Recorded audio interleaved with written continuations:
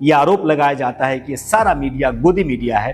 वो fact checkers जो गलत तरीके से फैक्ट चेक करके इस देश में कई बार दंगा भड़का चुके हैं, उन फैक्ट चेकर्स की तरफ से भी एक भी ट्वीट नहीं आया है। जो कभी किसी चैनल में संपादक रहे हैं, बड़े बड़े लोग हैं, उनमें से किसी का कोई ट्वीट स्वाति मालीवाल के न पक्ष में न विरोध में आया है। वो यूट्यूबर्स जो मिलियंस के फॉलोअर्स के साथ देश के बाहर से रहकर आम आदमी के पार्टी के पैसों पर पलते हैं और उनकी बातें करते हैं, उनकी तरफ से भी कोई ट्वीट नहीं आया है।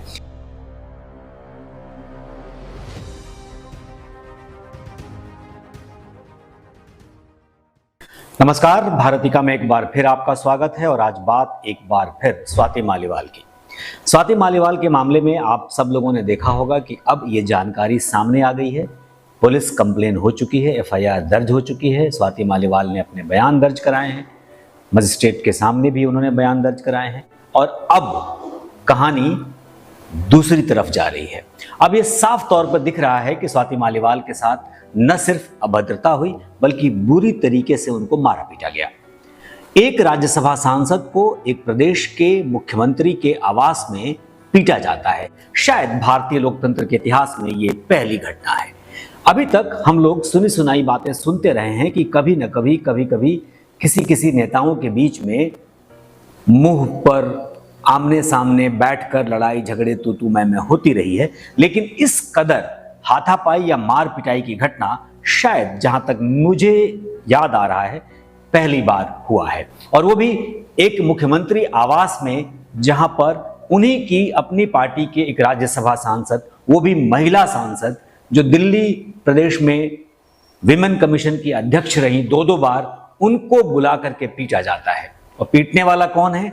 उस मुख्यमंत्री का पूर्व पीए। अब ये पूरी कहानी आपके सामने है।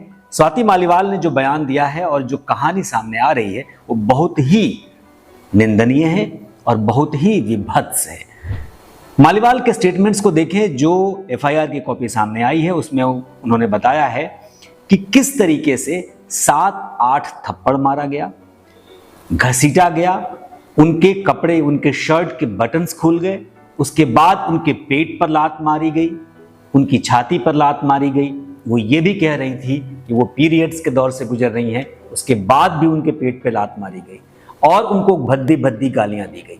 गालियां इस कदर से तुम्हें जो करना है कर लो, हमारा कुछ नहीं बिगड़ेगा, ये एक तकिया कलाम के साथ ये कहा गया।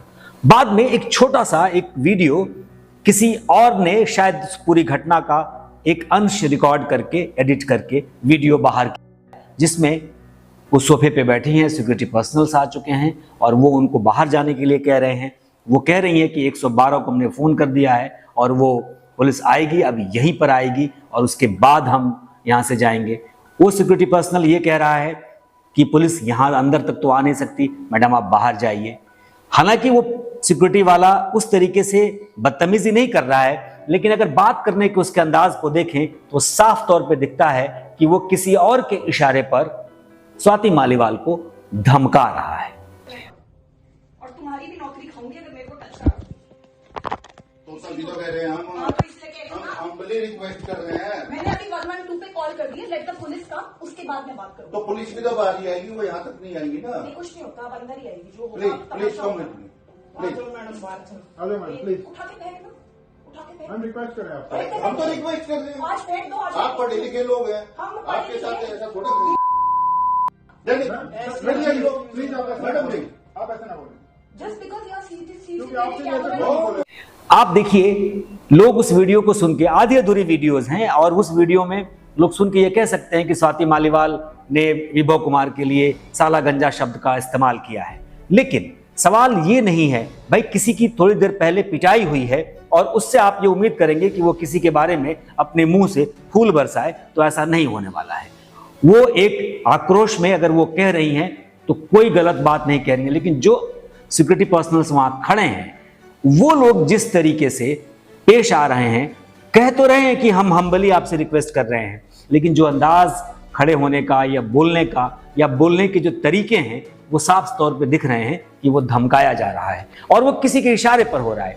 जाहिर सी बात है कि मुख्यमंत्री आवास में या तो मुख्यमंत्री या मुख्यमंत्री की पत्नी या मुख्यमंत्री के बच्चे या फिर मुख्यमंत्री का कोई बहुत ही खास आदमी होगा जो ये बात कहता होगा और उसकी बात वो सिक्योरिटी पर्सनल सुन रहे होंगे। इसमें स्पष्ट तौर पर यह समझना जरूरी है कि वो सिक्योरिटी पर्सनल्स सिर्फ और सिर्फ सीएम के दायरे के बीच में जो लोग आ रहे हैं उन्हीं की बात मानते होंगे। ऑफिशियली उन्हें मुख्यमंत्री की बात माननी है, लेकिन आवाज की बात है तो उनकी पत्नी की भी मानेंगे, उनके बच्चों की भी मानेंगे, साथ साथ वो किसी एक या दो व्यक्ति की उसकी सुन सकते हैं जो बहुत ही ताकतवर और करीबी है। जाहिर सी बात है कि बात विभव कुमार की हो रही है। और इतना ही नहीं, जो दूसरा एक धड़ा है वो एक तरीके से मैं आपको बताऊं, अब इस पर यह बात करना जरूरी है, राजनीतिक परिदृश्य चाहे जो कुछ भी हो, लेकिन जिस तरीके से बार बार मीडिया पर कुछ तथाकथित स्वयंभू मीडिया लोगों के द्वारा यह आरोप लगाया जाता है कि सारा मीडिया गोदी मीडिया है, उस पूरे मीडिया समूह यानी यूट्यूबर्स जो सो कॉल्ड हैं, जो कभी किसी चैनल में संपादक रहे हैं, बड़े बड़े लोग हैं, उनमें से किसी का कोई ट्वीट स्वाति मालीवाल के न पक्ष में न विरोध में आया है।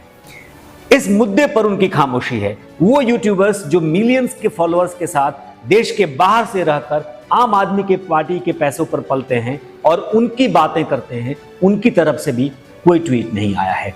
वो फैक्ट चेकर्स जो गलत तरीके से फैक्ट चेक करके इस देश में कई बार दंगा भड़का चुके हैं, उन फैक्ट चेकर्स की तरफ से भी एक भी ट्वीट नहीं आया है। अभी तक जब मैं ये वीडियो बना रहा हूं तब तक इन सारे लोगों की तरफ से कोई ट्वीट नहीं आया है इस पूरे मामले में, जबकि घटना 4 दिन पुरानी हो चुकी है।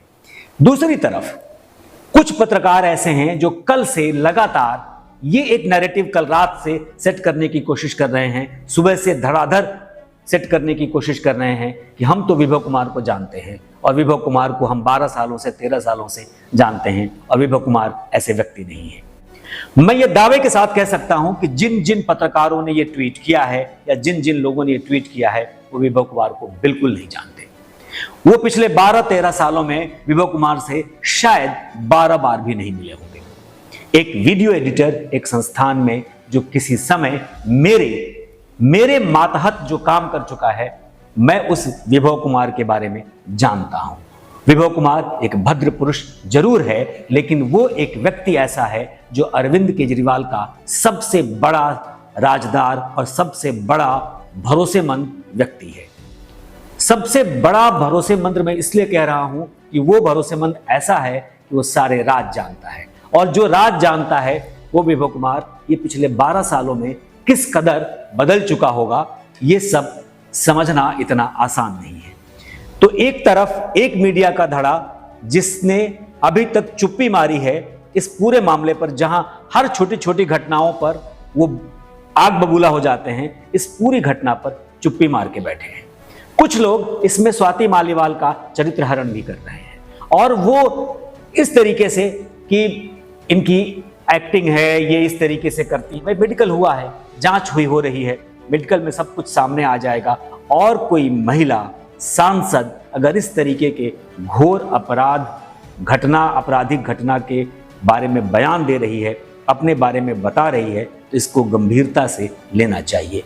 कुछ लोग और जो तथाकथित बुद्धिजीवी हैं, सो कॉल्ड इंटेलेक्ट्स जो इस देश के हैं, जो इस देश की कोड़ हैं, वो लोग इस पूरे मामले में ये कह रहे हैं कि ये दूसरी पार्टी यानी भारतीय जनता पार्टी के इशारे पर हो रहा है, यानी इस पूरे मामले की गंभीरता को कम करना है।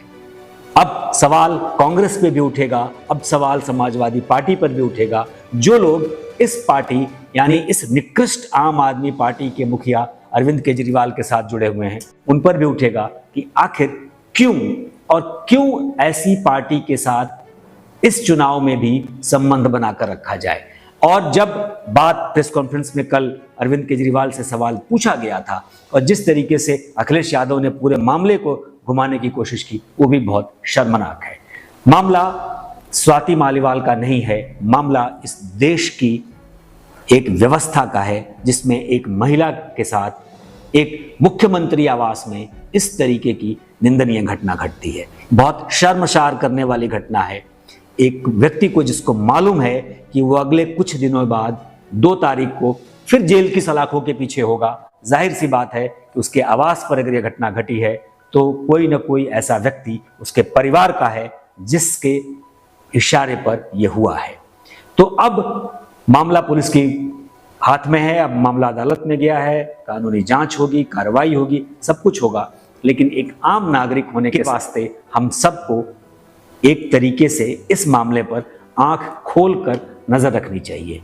प्रथम दृष्टया पहली नजर में ये स्वाति मालीवाल के साथ अभद्रता का मामला दिखता है और हम सबको स्वाति मालीवाल के साथ खड़ा होना चाहिए। इसलिए नहीं कि स्वाति मालीवाल के साथ खड़ा होने का मतलब अरविंद केजरीवाल का विरोध करना है, इसलिए कि पत्रकार का भी धर्म जनपक्ष की बात करना होता है और जनपक्ष की बात करने का मतलब है कि सही को सही और गलत को गलत कहा जा सके।